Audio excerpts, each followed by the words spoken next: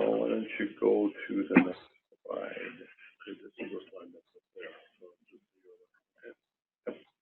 Yeah, let's go to the next one. Okay, we got some clicking to do here. You want me to do it, or? Okay, I'll read through this. Animal manure is a valuable resource for farmers, certainly. This is what we're going to talk about. Wisconsin manure has polluted water with disease-causing organisms or pathogens that can make people sick. We're going to talk about some of the natural environments and the wells that are especially susceptible. And we're going to talk about good manure management to keep pathogens out of wells. Okay. Just a reminder that, okay, I'll do the clicking.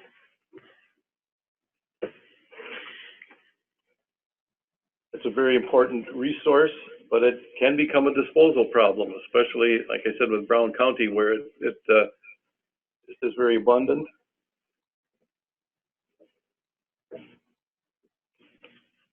My clicker is just click here. You see where the I'm down. There you go. Okay, we already did that.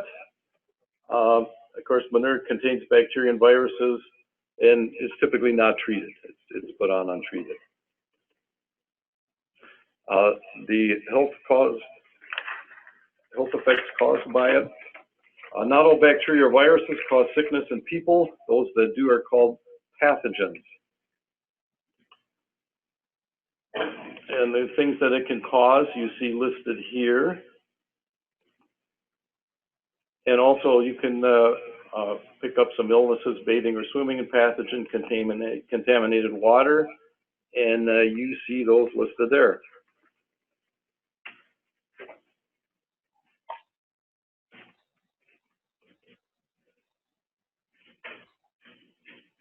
It would be too time-consuming and expensive to test for every possible pathogen, whether you're in a well or a surface water. So we rely on a concept that some kinds of bacteria are generally found in large numbers whenever you find pathogens. These microorganisms that might make people sick include bacteria, viruses, and protozoa.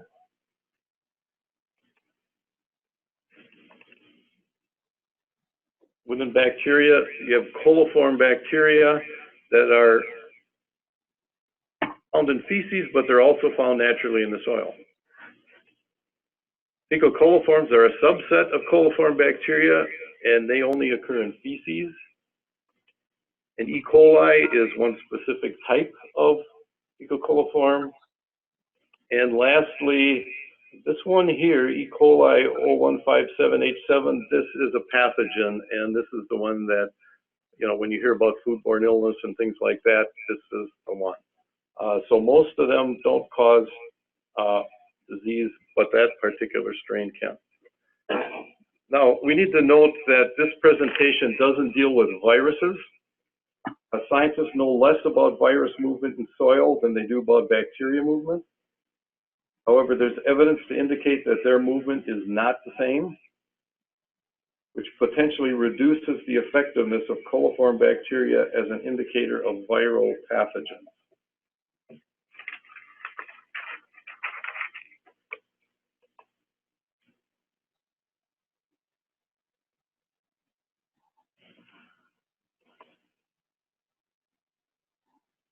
When it comes to the coliform bacteria, you don't want to see any of those in your drinking water supply, and so it's expected to be zero. You heard about this from the health department when they made their presentation. And when you get a positive test for the coliform bacteria in a well, frequently follow up with an E. coli test, which looks specifically for fecal contamination, and that is expected to be 0.2 in a well water. Recreational water testing also occurs, but because we share the environment with birds and all kinds of other animals that release fecal bacteria, we don't expect to find a 0. Instead, we use fecal coliforms and issue beach advisories when the level goes above 235 counts in a 100 milliliter sample. And for closing a beach, it's 1,000. These are what the public health departments use to manage beaches, and it's important to note that not all beaches get sampled because not all beaches are managed.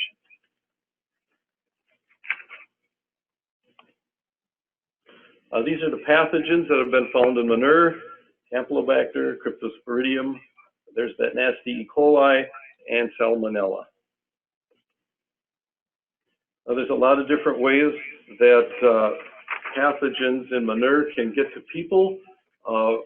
In this presentation, we're only talking about the water route, which is either surface water or infiltration into the groundwater.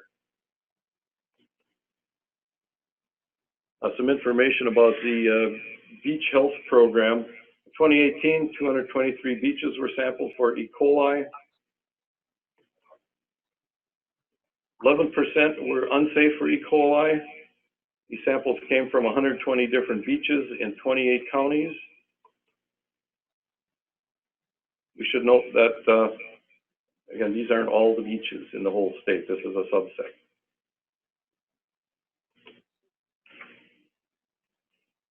In 2018, DNR listed 160 miles of streams, 11 miles of Great Lakes beaches, and 2 miles of inland lake beaches that were impaired for recreational use because of fecal coliform or E. coli. We do not always know whether the source is animal or human when this happens. Runoff can also carry bacteria into drinking water sources such as Lake Michigan, Superior, and Winnebago. In 1993, the parasite Cryptosporidium, which was one of those 4 I listed, got into Milwaukee's drinking water and sickened 403,000 people, and it was never conclusively shown whether it was from human or animal sources.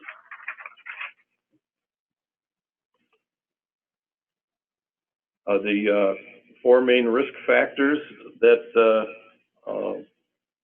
cause bacteria to get into groundwater, we'll go through those. First is thinner sandy soils, especially above fractured bedrock.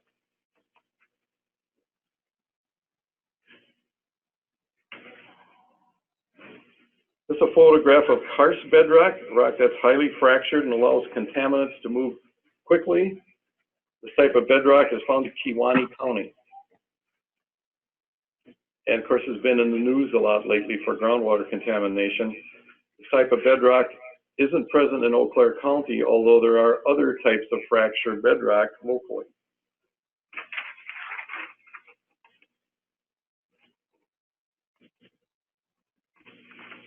Another factor that increases the risk for pathogens is a high water table. So there's a shot of some karst features.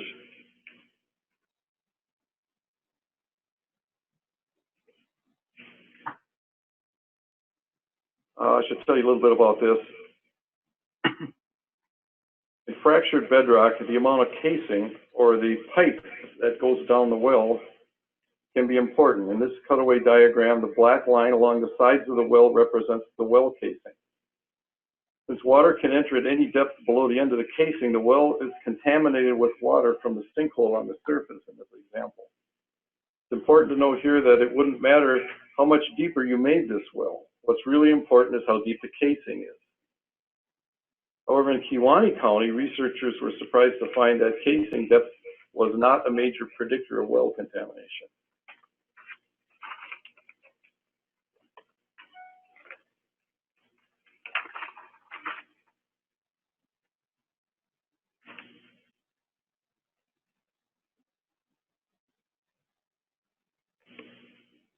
Okay, another factor is depth to water, or depth of the water table, and you can see the distribution of that around the state.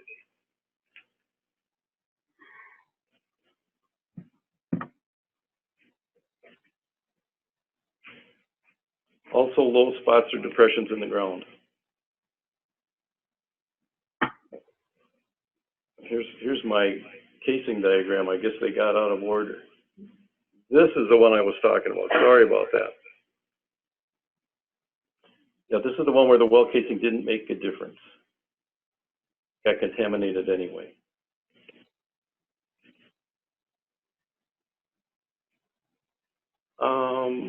I think I'm going to skip over these. This is what happened over in Kewaunee County, but that doesn't really apply here. But anyway, it was a pretty bad event.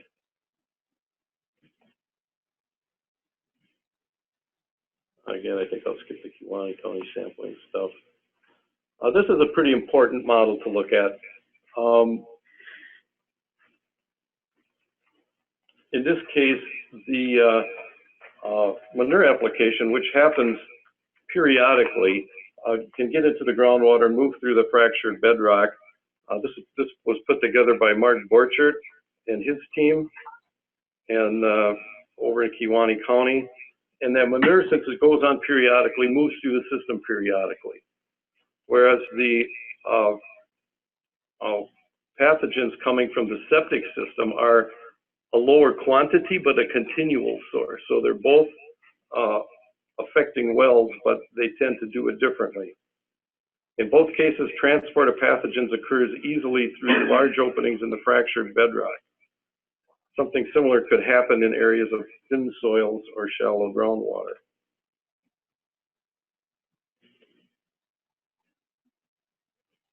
In the absence of specific studies, most of us don't have our water tested for specific microbes or pathogens. We rely on the general coliform bacteria test to indicate the possible presence of pathogens. Wisconsin well contamination with coliform bacteria varies greatly by county. Statewide average is 17% of private wells, but it varies from 5% in Milwaukee County to 41% in Lafayette County. And Eau Claire County on this website is listed at 15%. We should note that coliform bacteria don't always show up on retesting. People do make errors in sampling. On the other hand, bacteria inputs to groundwater can be episodic, as we explained on the previous slide. A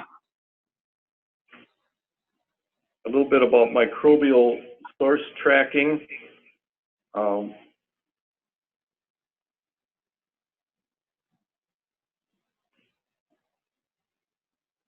Here you can see 2% of the private wells tested are generally found to have fecal coliforms present, and microbial source tracking can figure out where it's coming from.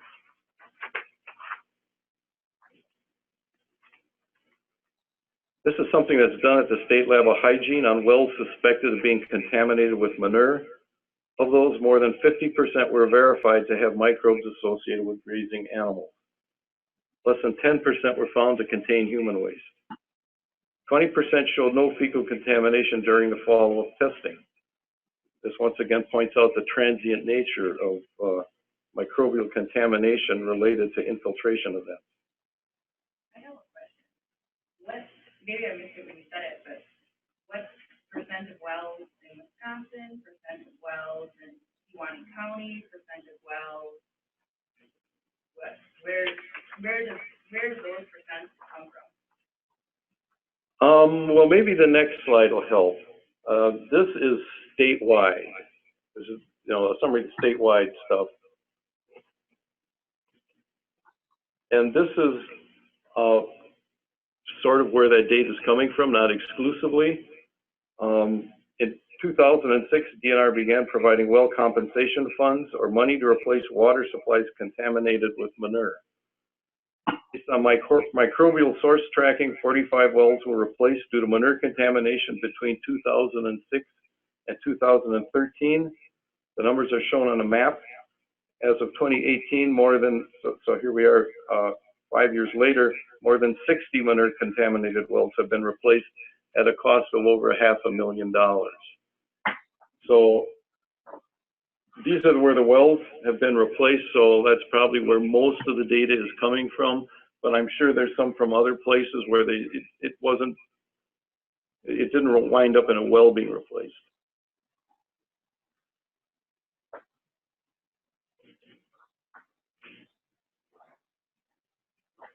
Hopefully by now you've seen there's a lot of uncertainty about just how many water bodies and wells in Wisconsin may have been contaminated with manure.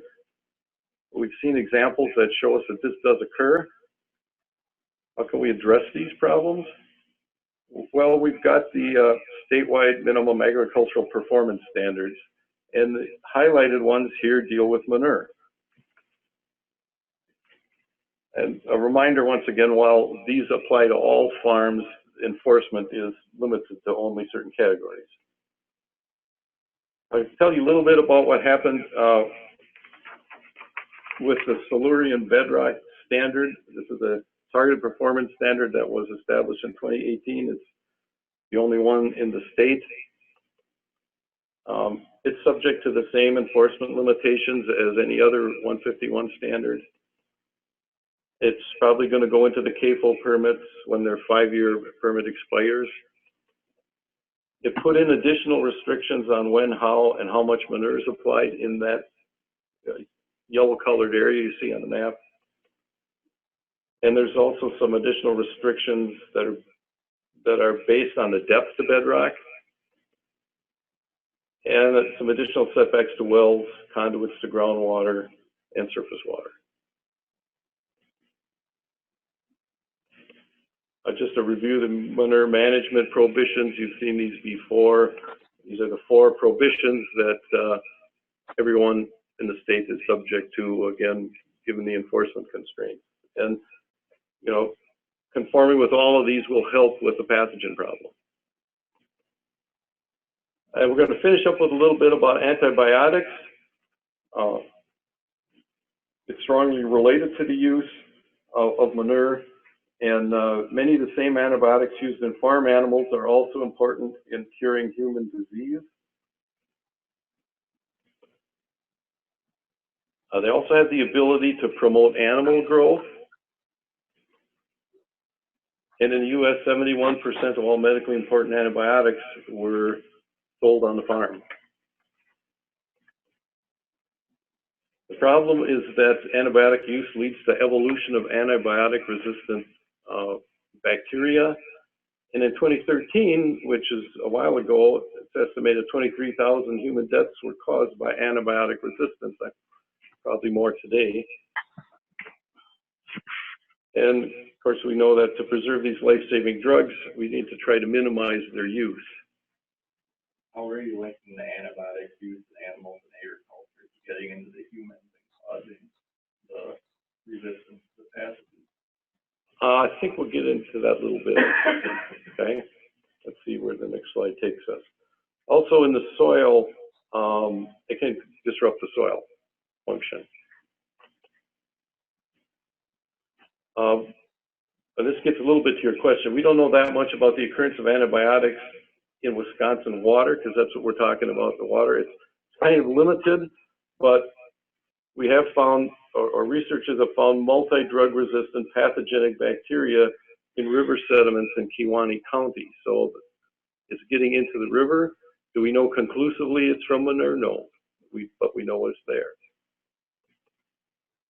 And this is some sampling done in Idaho, but 6 out of 6 wells they sampled near CAFO, and veterinary antimicrobials in the well.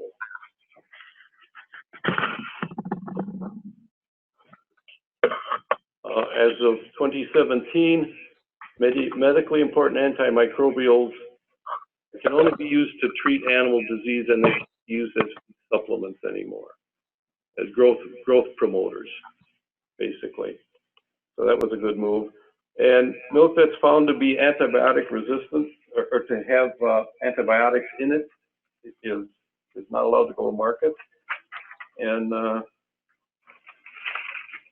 there's a very small quantity, extremely small quantity of milk that winds up having to be dumped. It's less than 1/1000th of 1% of milk that's tested positive for antibiotics and gets dumped. So it's pretty small. So that is really the milk that is found to contain antibiotics that needs to be dumped. Yeah, and that's not new. The one on the top is new. The other one's been around a long, long time. And, you know, if only 1/1000th of 1% gets dumped, it would appear farmers are pretty good at keeping the antibiotics out of milk. Impossible for antibiotic milk. Yeah. checks and checks and checks. Yep. And the last one here, the National Sanitation Foundation offers a raised without antibiotics certification for products, and the CAFO port guy up in Chippewa takes advantage of this. He markets to that. Oops. Did I?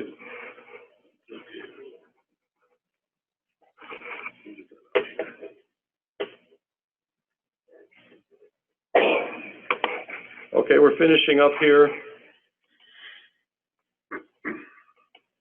with some conclusions, which we've seen right at the beginning. Manure is important. It can cause people and animals to get sick. You now know the natural environments that are especially susceptible to pathogen pollution, and the performance standards we've got on the books right now are a good place to start at controlling that pathogen problem. Some recommendations that our organization has at all levels: support the use of nutrient management plans and compliance checks. Encourage more widespread private well testing. And some recommendations at the state: support some more research on pathogen movement in karst areas, including, there are karst areas on the western part of the state too that really need to be examined. Evaluate the effectiveness of manure management practices on pathogens. Pathogens are kind of hard to work with in like field studies and stuff like that, but we need more of it. Look at possibly additional targeted performance standards in areas with bacterial problems. And support research on antibiotic-resistant bacteria in Wisconsin waters. And probably the last half of that everybody could do. Support the FDA efforts to reduce antibiotic use in livestock. And that's it for this talk. So, any questions on pathogens that you didn't already ask? I think some of the slides are just a little bit misleading on those antibiotics.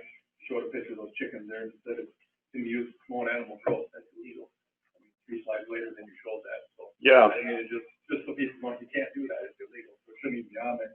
That's the 71% of all antibiotics are used on the farm. Think about it. There's millions more livestock in this country than there are people. And a cow weighs just a little bit more than a person does. You got to give a little bit more. It's given on a per pound of animal basis. So a 1,400-pound cow is going to take a bigger pill than you or I do when you get a headache. So just so you know, those numbers aren't skewed. That's just the way they are. Yeah, certainly. When you look back 40 years ago when I got started, American Cynomate wouldn't have sold one piece of chlorotetracycline or anything in livestock feed if they couldn't have convinced the farmers that they were going to gain more weight and make more money. We have used antibiotics in livestock feed since the beginning of invention for prevention of disease. We know that when we bring cattle from here to here at day 10, you're going to have about 25% of them get sick. And chickens are the same way. When you move them from here to here, you know that day 10, you know that day 30, you know when the disease breaks are. So you're running this stuff for prevention. We never have used it for weight gain. The salesmen used it for weight gain. And you can't use it now without a veterinary feed directive anyway. You have to have a prescription from your vet to even put it in the feed, even to purchase it. Well, one of the reasons we put this in here is to acknowledge that all that stuff has happened. You know, that's important to understand that this stuff has happened. What we were told once on the contaminated well issue, that when they were looking for livestock manure or farm contamination versus human, they looked at sulfa, which is an antibiotic traditionally used in livestock, versus caffeine. Well, they still use things like caffeine and certain pharmaceuticals to try to sort out how much influence a water sample has, let's say, by a septic system. I mean, there are certain things that are just unique to people. Animals don't drink caffeine. So, I mean, those tracers go way back. The chemical tracers, these biological tracers, are relatively new in the last 10 years. Prior to that, the only way you could ever try to sort anything out was chemically with things like caffeine. Increasingly, they're going with bacteria now. Because it's more directly relevant to the question at hand. Are the bacteria in this well, did they come from cows or did they come from people? I have a question. Why do they call it the Silurian bedrock standard? Well, that's the type of bedrock over there, and the standard was limited to that one spot, Okay. which is, you know, a creviced bedrock with very thin soils over the top. It's the age of the, I'm not a geologist, I Okay. can't say it. It's the type of bedrock, that's Yeah. its type, Silurian bedrock. how does that compare to the bedrock here? I can't say. I just know it's not the same, but there is fractured bedrock around here. A lot of sandstone around here. I don't have something specific for. But the Karst is you're talking about bedrock that's fractured. Yeah, it's fractured bedrock of a certain kind with thin soils over the top. And the Karst features are sinkholes, swallets, caves, yeah. Those are, Because it's a limestone in the Tip- water, correct. it Right. actually, dissolves the limestone. We don't have that type of Yeah. material. But we put it in here because it's an example of a targeted standard that was developed to address a specific need in a specific place. So I have two comments. One, for Eau Claire County, I don't know if anyone's noticed the problems that we have on beaches, but I always thought when they closed beaches, I'm from Minnesota, and I know in Rochester, they have a lake called Silver Lake, and it's just full of geese all year long. Like, if you went in that lake, I think you'd probably die because of all the geese. So I thought here, when they close beaches, we live on a pond, and there's hundreds of geese. Sometimes in the summer, I thought it was more due to the E. coli from the geese versus anything else. So I would be curious, you know, where that is specifically coming from in Eau Claire County, because there's a ton of geese.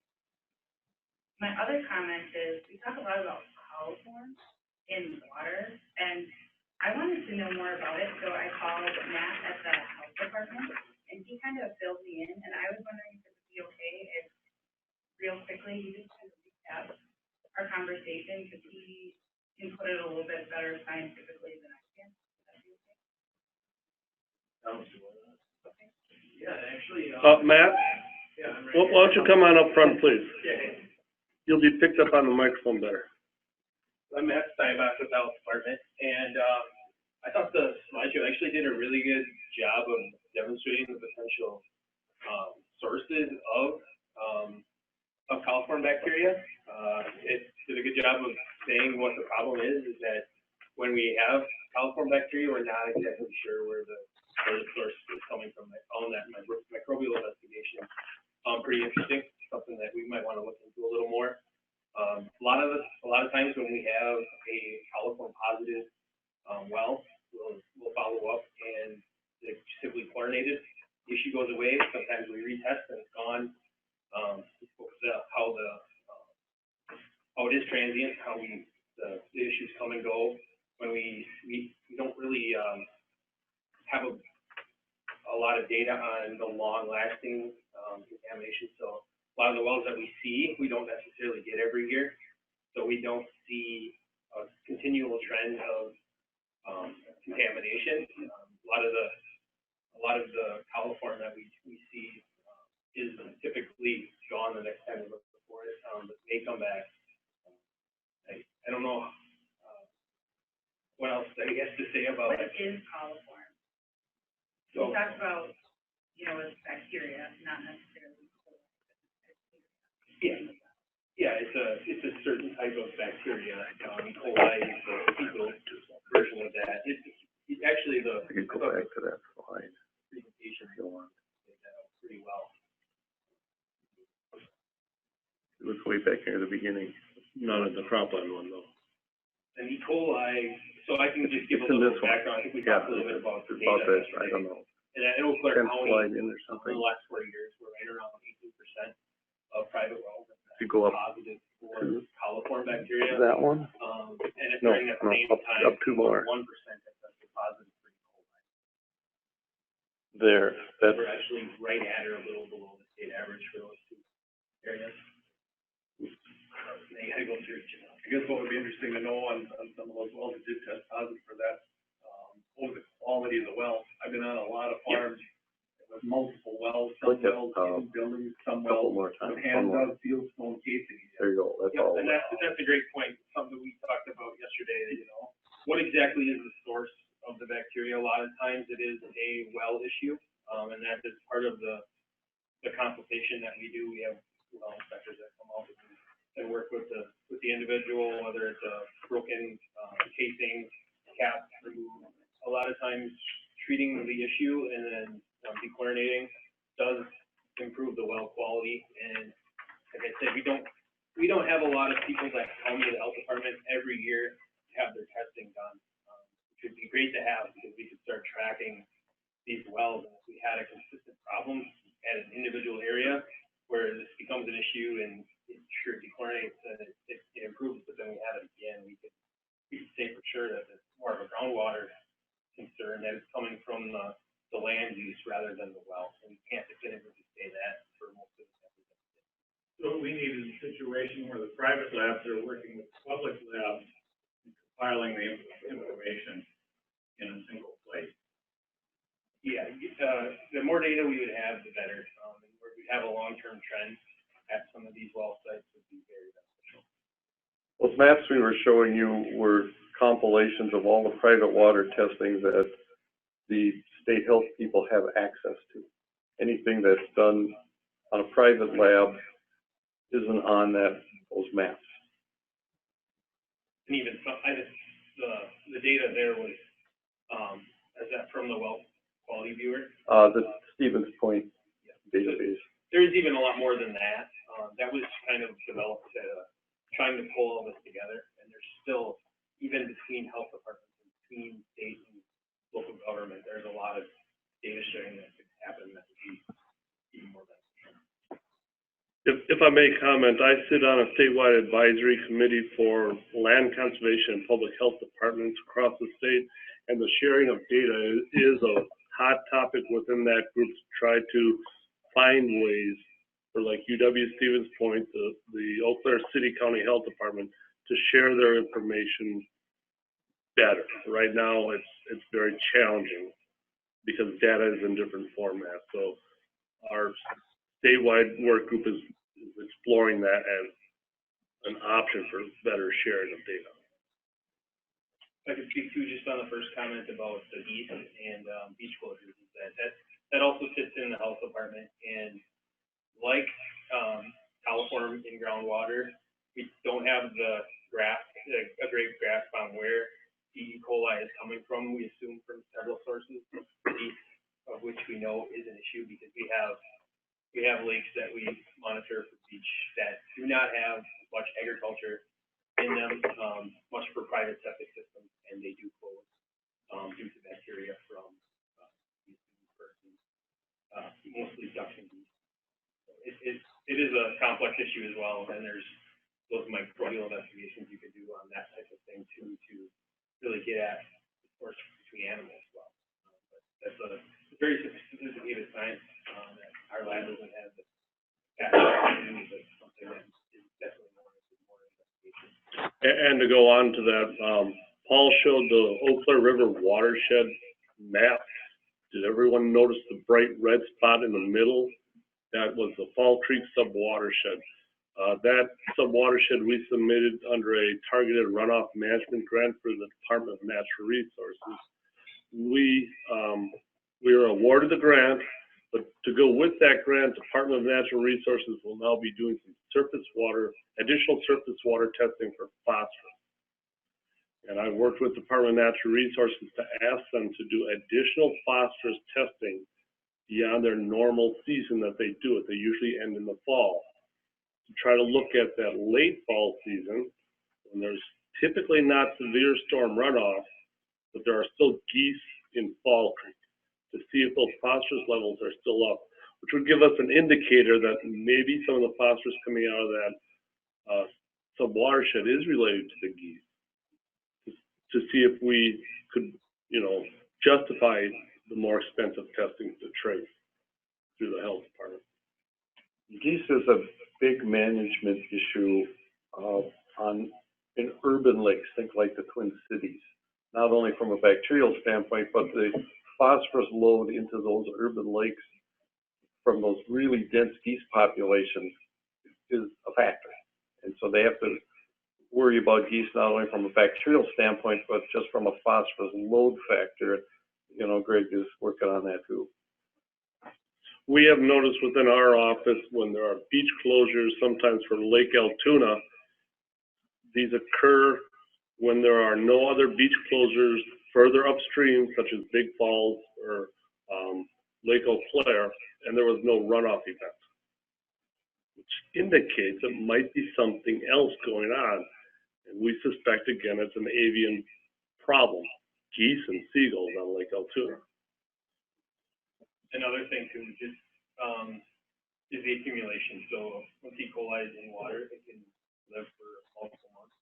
And a lot of our closures occur in midsummer, and we see an increase, consistent increase up until midsummer, and then that begins to fall off. So there's multiple things going on there. Geese have a flightless period when they shed all their wings, and they spend a lot of time at the beach.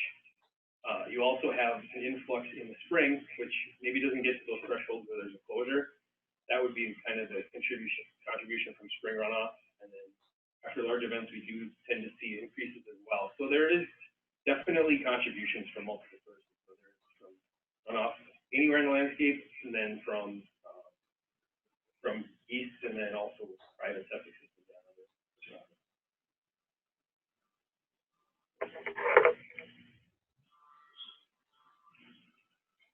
Ready to go on?